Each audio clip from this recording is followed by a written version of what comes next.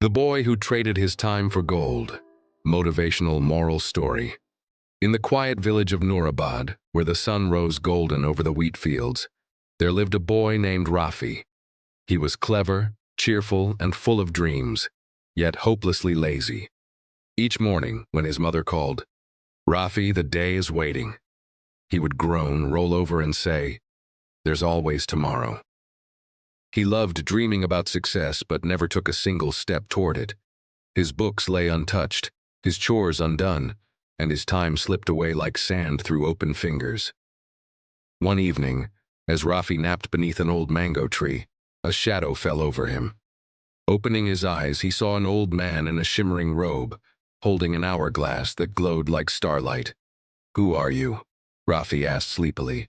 "I am Sahir, keeper of time," the man said, his voice calm but powerful. "And you, young man, are wasting my finest treasure." Rafi blinked. "Treasure? I have no treasure."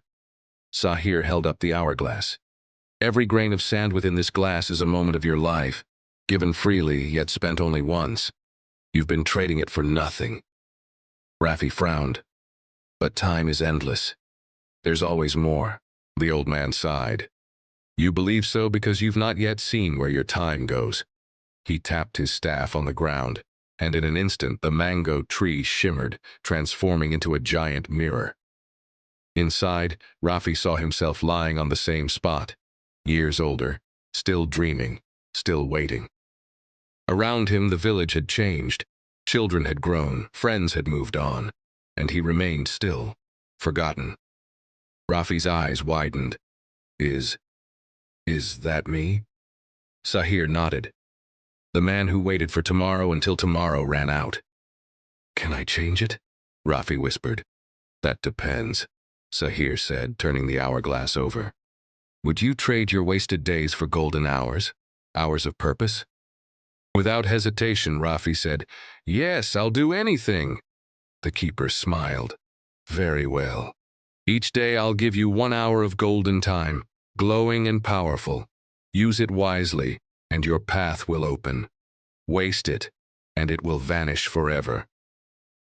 Rafi awoke with a start. It was morning again, and in his hand was a tiny golden hourglass. The sands glowed faintly, like sunrise caught in glass. At first he doubted it was real, until he tried. The next morning he used his golden hour to study. Every letter he read shone brighter. Every word stayed in his mind. By sunset, he remembered everything. The next day he used it to help his father repair the plow. It worked better than ever. Soon he began using his golden hour to learn, create, and help others. Each time something beautiful happened. His mind grew sharper, his hand steadier, and his heart lighter.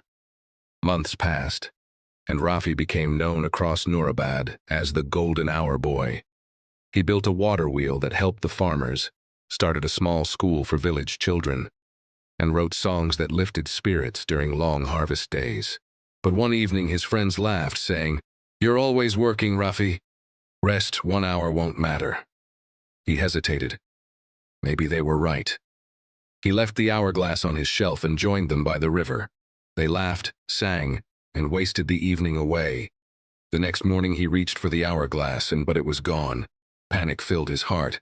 He searched everywhere, shouting, "Sahir, please give it back."